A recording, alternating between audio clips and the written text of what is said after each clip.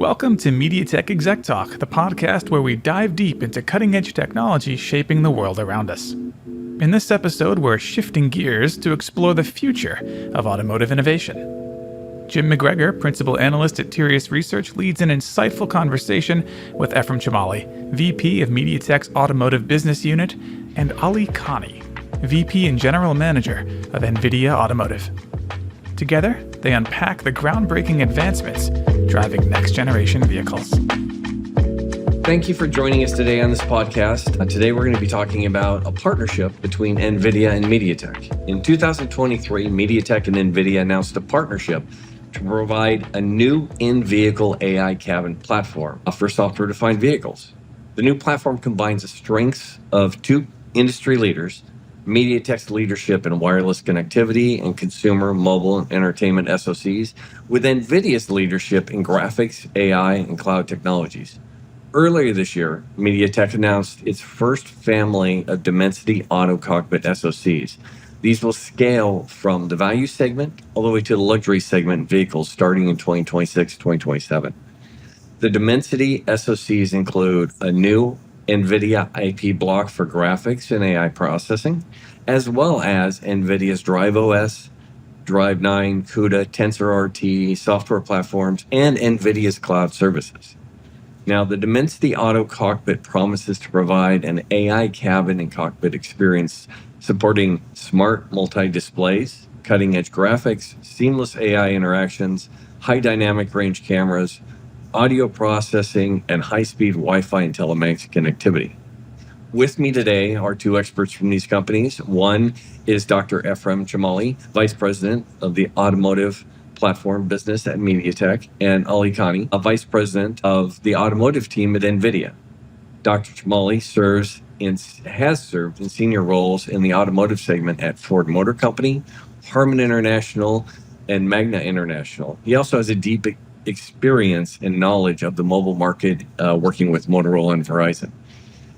And Mr. Kani has a long history of NVIDIA with GeForce graphics, media and communications processors, and now oversees the product engineering and marketing for NVIDIA's Drive end-to-end platform for autonomous vehicles. So with that, gentlemen, thank you for joining me today. Thank you, Jim, for the introduction. Thanks, Jim. Excited to be here. Ephrem, let's start with you. Can you discuss the synergies between the two companies as it relates to the SoC development, software development, and most importantly, the AI development?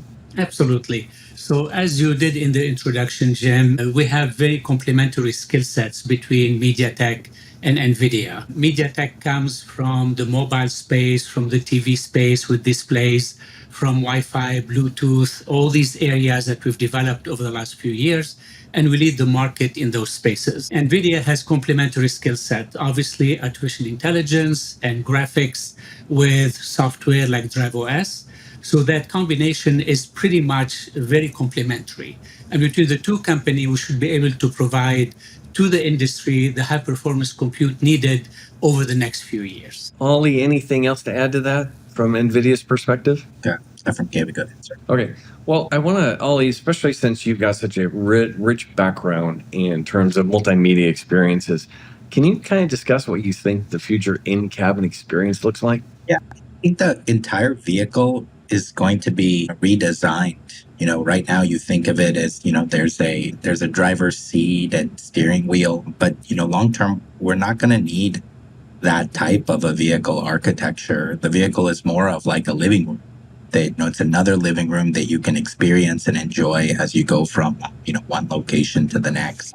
And so, it's going to be a lot more comfortable to be in the car, and you're going to have access to more screens and more services. When you're in a vehicle, you can ask any question that you want, storytell with your concierge in the car, and the way that you interact with your car is going to change. It's not about like pressing buttons or taking a look at things. You just talk to your vehicle, and your vehicle will understand everything about you as the user and your family, your likes and dislikes, your schedules, and be able to kind of give you, the best answers, the best experiences that, you want to enjoy. You mentioned the digital living room, and there's no company that's more present in the digital living room than MediaTek. So, Ephrem, do you have any thoughts on this? Absolutely. So if you look at the general compute and where AI is today, right? So we started with your phone, right? So all the new phones have AI built into them. All the new PCs have AI built into them. And then that's moving into the living room, right? So your TV, your Wi-Fi, your Bluetooth, all of these will be able, as Ali mentioned, to have your information, know your likes, your dislikes. By extending that into the car, where you are typically, if you're still driving over the next few years, you cannot really push the buttons and get distracted. So that framework that will be created will be local to your car. It'll be what's called edge compute. It'll be built into the car. You can get request services, you can request applications. The car can monitor your mood, for example, if you're driving, if you're distracted, and it can actually create that environment to help you. So this is part of that extension we talked about a little earlier, how all of it will come together ultimately into the car. You have your displays, think about your TV, you have your microphone and speakers, think about your phone.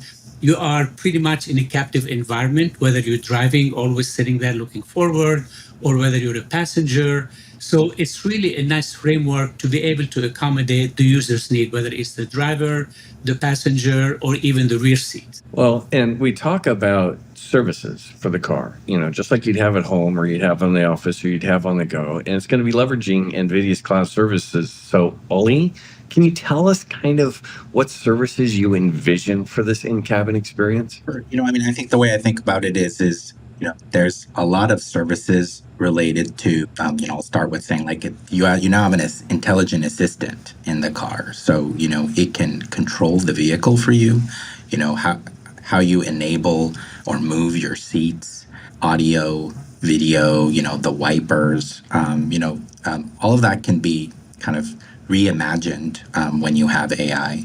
And then, even things that you already have, like navigation, can be much more interactive. So that's the first thing. And of course, when you have an intelligent assistant, it can do things for you. We use the word concierge and not assistant because, you might ask questions like, what is that building I drove by? It might be a theater or a movie location, and you might say, hey, can I know what's going to be on? Can you book it for me? So there's a lot of interaction that's possible when you have intelligence both inside and outside the car. Then of course there's like services that just deal with like making sure everything is safe, like there's a guardian, if you're falling asleep, if you're not paying attention, if the vehicle environment, if something is changing, the car can alert you of those things, and it can do it in many ways. Like there's a visualization that you could put on the screen for things like that, but also the car can talk to you and tell you to look out for something, like there's a ball that's rolling into the street, pay attention to that. And then of course, when you have a concierge in the car, it can be an entertainer for you. It can tell your kids stories and play games with them. It can answer any questions. You have access to a tutor or a teacher when you're in the car. So, there's just so many services and capabilities that are available to kind of transform what's possible inside a car once you're connected to AI. So it's gonna be like having your smartphone, but a smart car. So, earlier this year at the GPU Technology Conference, NVIDIA's GPU Technology Conference, MediaTek announced the first 4 products in the Dimensity Auto Cockpit portfolio. They combine state-of-the-art ARM v9A CPUs with NVIDIA's next-gen GPU technology, AI acceleration, ray tracing graphics. It seems extremely capable in terms of what you're going to be able to do with these new products. But what are the key takeaways we should take from this, Ephrem? Yeah, we talked a little earlier about edge compute, right? Ali gave some examples of how the vehicle can help you in that environment that you're in. A simple example, how often today do you, for example, change your rear view mirror when somebody is behind you with the lights on? How often do you unlock your door, right? You get in the car, you close the door, you drive for a minute, and then the door locks itself, right? The seats. This is what's happened over the last few years. Project what's going to happen in the future.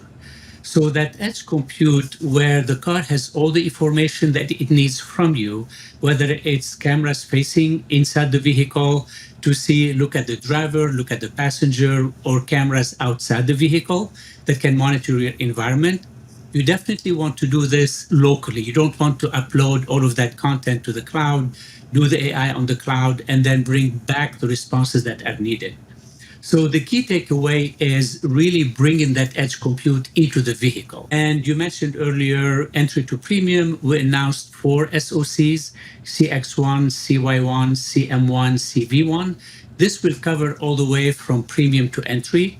So all the vehicle can have similar experiences. Of course, the higher end vehicles will have more experiences, more video, more AI capability. The lower cost and lower end vehicle will have similar but less powerful services and applications. So correct me if I'm wrong. We're actually talking about using generative AI for on-platform contextual awareness, correct? That is absolutely correct. It's all around Gen AI. Obviously, that's the latest technology, again, that we're all used to outside of the car, the phone, the PC, and that Gen AI is coming into the car with potentially different user experiences, additional user experiences. As I mentioned, the car is a captive environment. So, and as you bound the problem from AI, right? So, Gen AI or even general artificial intelligence is more complex. The car, you only can do so many things. You will not be cooking in the car, most likely. You will not be doing certain things, right? So we expect this local AI capability to be much more productive and much more helpful to the user. Well, and obviously this contextual awareness is using all the technologies available to it. It's using the sensors, it's using, the user information, it's using all this stuff. But, that's all changing very rapidly.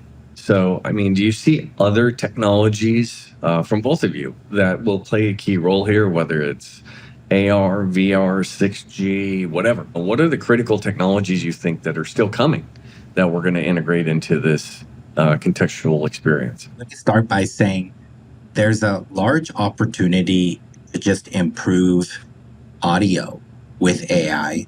There's so much you can do to make, the quality of the audio more high definition, the way that the surround experience hits to make it more immersive. And, we're working on a lot of things to use AI to sort of enhance the audio experience of a car, but also in video. There's so much, once you redefine how you build a car, you're going to have so many screens in a car. And, you will have a large screen to enjoy video. And there's so much we can do with AI in terms of how you upscale video, how you improve the frame rate of the video, and you really make it a beautiful visual experience, a home video experience inside a car. I think there's a lot of things that you can do in there that's going to be really great for passengers in the car. But then even there's an opportunity for augmented reality to help you understand what the self-driving car is doing, and we're seeing some automotive OEMs build, these heads-up displays on the windshield, and, you can see what the autonomous driving agent is seeing, and it gives you confidence when you're in the car that, I'm letting it drive for me, but I see what it's seeing, I see what it's going to do, and then that gives you the confidence to relax and enjoy what you want to do in the car. So I think those experiences are going to be, significantly disrupted, and it's going to be really delightful. And then I think we're talking about these Gen AI agents, but having an intelligent car that can understand you, why do we need to change our seat configurations at all? The AI in the car will know who you are, your, spouse, your children are in terms of what their preferences are when they get in the seat. And it just automatically will adjust for, their settings. So there's so many things that, once a car understands who you are and what you like, it can just do it for you. And you don't need to manually make any changes when you get in a car and, end up choosing where you're going to sit. It just knows who you are and it gives you the experience that you enjoy without having to ask for it. Ephrem, any comments? Yes, I'd like to add a little bit on the heads-up display. So today, the heads-up display is in front of the driver. It shows simple information like speed and directions and which radio station and so on and so forth. Think when the heads-up displays now are available across the whole windshield, or better yet, in the side windows and the rear windows. While you're driving, whether it's an autonomous, as Ali mentioned, it will give you the confidence. Well, if you're not in full autonomy, it can highlight things for you. There is, Ali mentioned the ball that falls on the road. Well, typically when the ball comes across the road, a child is following it to go get it, right? Then the AI can look to the left and to the right to see if there is a child coming.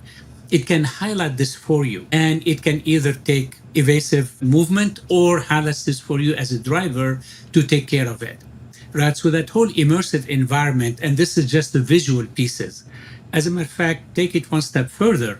Do we need the front, rear, and side glass? Can we replace those with displays, right? So the car itself will have just displays all the way around. You could be driving in the rain, for example, and the displays will take that information where the people are, where the cars are, where the buildings are, where the stop signs are, removes the rain and puts sunshine. Take that as an extreme example, right? And actually, at one of my previous employers, we built a prototype like that, right? It was 100% prototype, obviously, not for real, but you can change that whole environment while you're still looking at the things that you need to be looking at, right? So that's kind of one example. Like I said, it's been built as a prototype, so it's not that far out.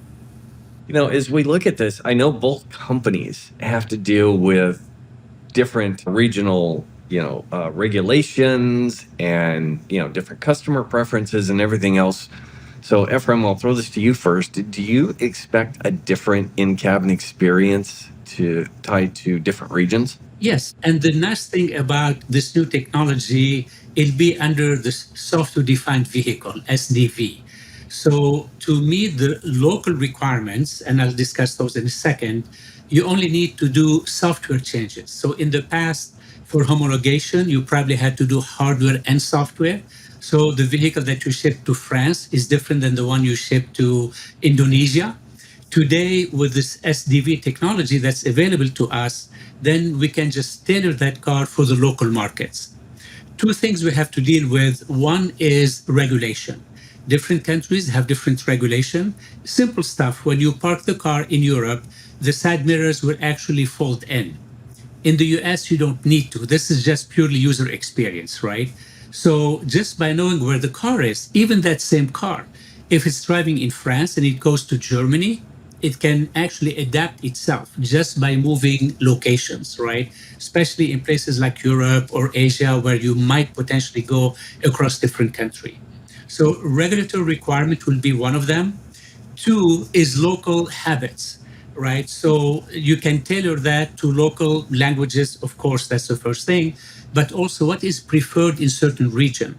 And the region could be a whole country, like the whole United States. It could be the East Coast. It could be New York. When you drive in New York City, you need different experiences than when you drive in Iowa. So the car now can adapt itself to the preference of the user in a specific location during a certain time of day. What you need in the morning when you first wake up might be different than what you need at noon after your lunch or in the evening when you're heading home. So all of these can be tailored to user preferences on a minute by minute and location by location basis. Well, talking to one person that recently drove around the U.S., I can say that I would like a different experience when I'm driving through the Midwest rather than just seeing farm after farm after farm. But that goes without saying. So obviously, this is also tied to the experience is tied to the AI models that are being built and everything else, and the services, obviously. So, does that also impact the technology, or especially from a software or even the server cloud perspective? Yeah, I think that there's innovation in two fronts. There's a lot of AI innovation in, the self-driving experience. And there's, a lot of innovation we've been talking about, inside the cabin. And they're so intertwined with each other. When the self-driving experience gets so good that you don't have to have hands on and eyes on, such that you can actually be enjoying a video or, talking to people and not paying attention. What you can do inside the car becomes disrupted. And you can't actually give someone confidence to be hands on and eyes off unless you give them the visual of what the autonomous driving, self-driving algorithms are doing. And so you really need to innovate in both areas. And when both of them kind of get to a certain level, the experience for the passenger really gets disrupted. And we all are so excited about that because we're thinking, wow, we really can turn, a vehicle to something where it's a little bit more of that living room experience. And you need both of them. What's great is the foundations of the algorithms that are needed for autonomous driving is largely similar to inside the car. So for example, it is a large language model, but it's a large language video model that helps you drive a car. You just need to see everything that the sensors are seeing and just understand and make an action. That's a new type of architecture for self-driving. It used to be that you had convolutional neural networks for perception, and then you would do like analytical fusion and analytical planning and control in the ADAS stack. And now that's all changing where you're essentially making a chat GPT, but for video, for self-driving to drive better and more safely. And then inside the car, you have, the ability to take text, audio, and video inside the car and have a large language model and a large video model together, disrupting how the concierge inside can help you and change your experience. So the core AI algorithms are very similar, but the application that they're really intelligent and able to handle are different. And so as those things sort of mature together, the experience inside the car and outside the car is really going to become delightful. So you start going towards autonomous vehicles in that discussion.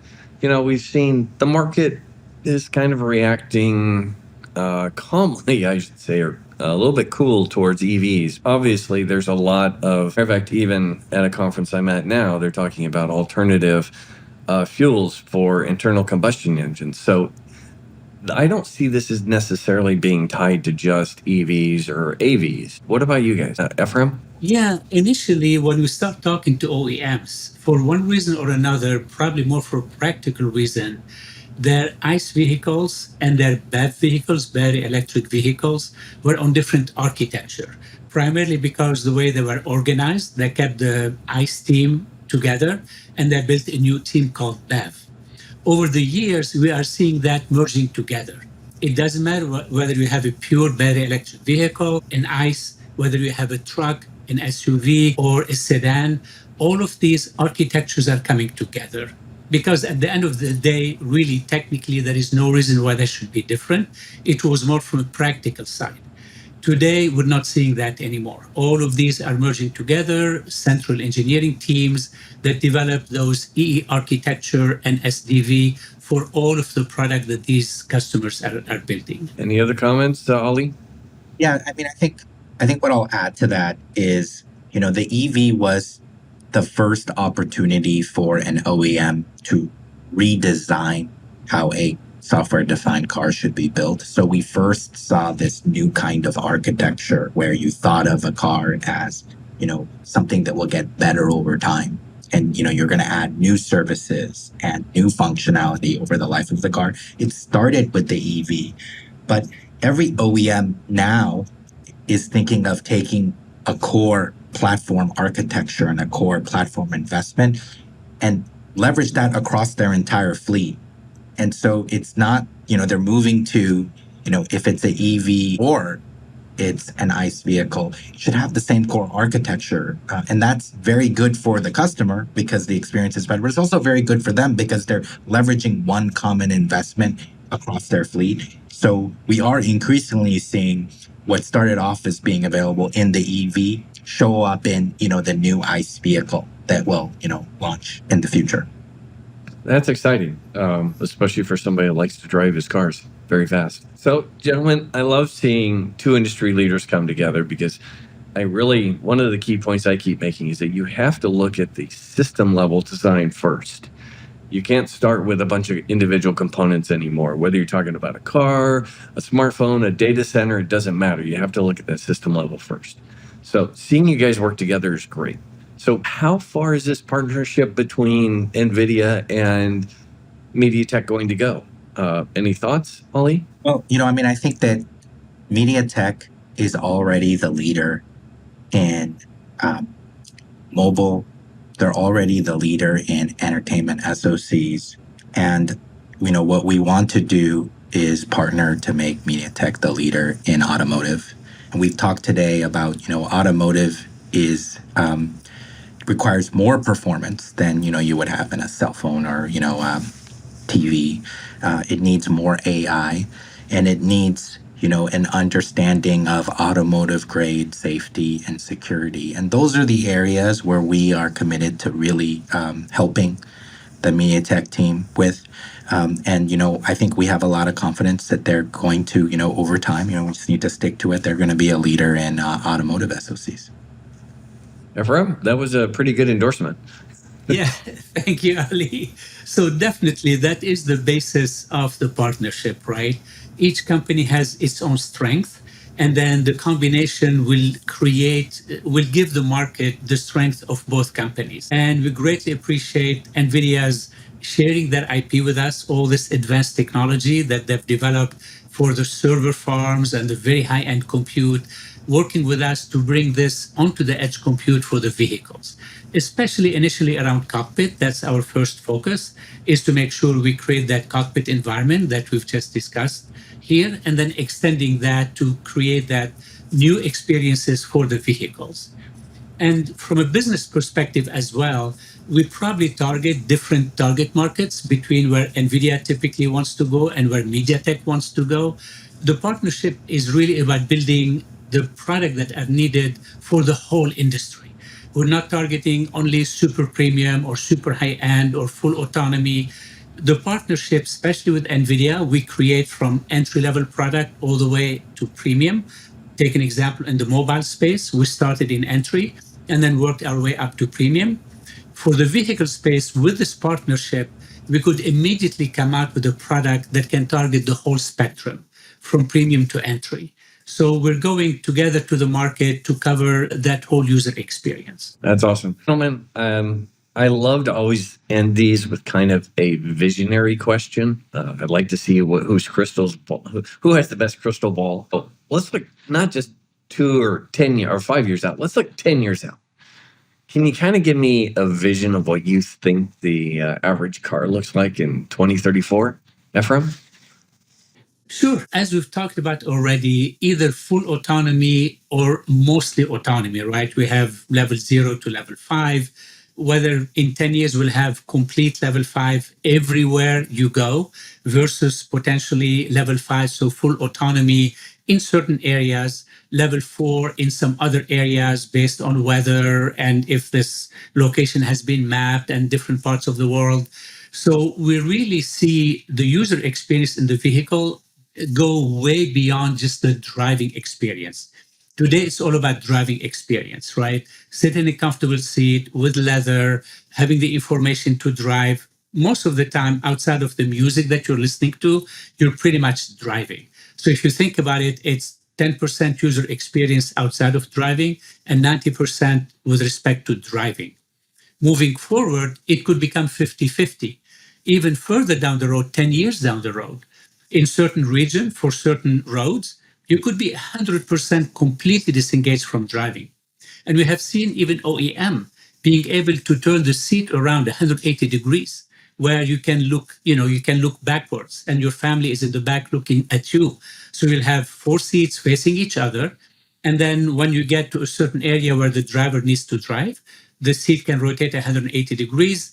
Maybe a steering wheel comes out of the dashboard. The driver can help the car get through these areas, turn around, and continue the experience with the other passengers in the car. Ali, what about you?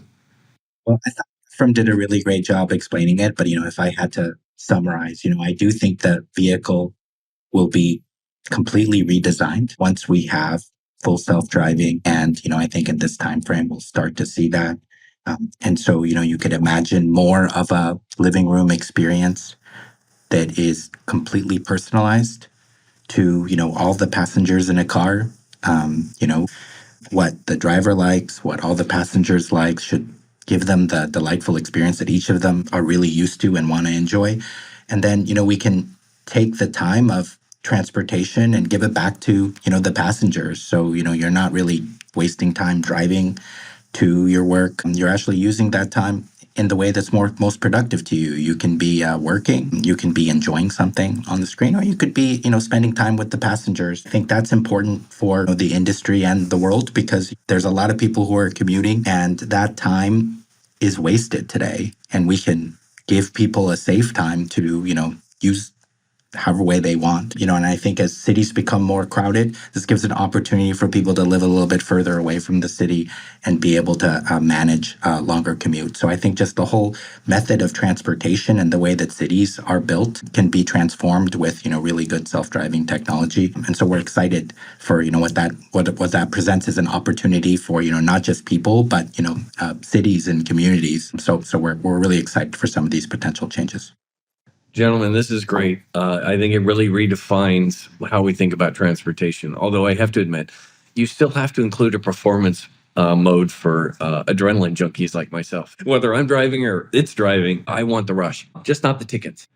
So thank you for joining me. I definitely look forward to seeing. I know that we're talking about products in 2026, 2027 model years. But I know that neither one of your companies is standing still. And I know we're going to see new technologies, hardware, software, services, et cetera, coming out over the next couple of years. So I look forward to even catching up with you, at GTC in the spring. So thank you very much. Thank you, Jim. Thanks, Jim.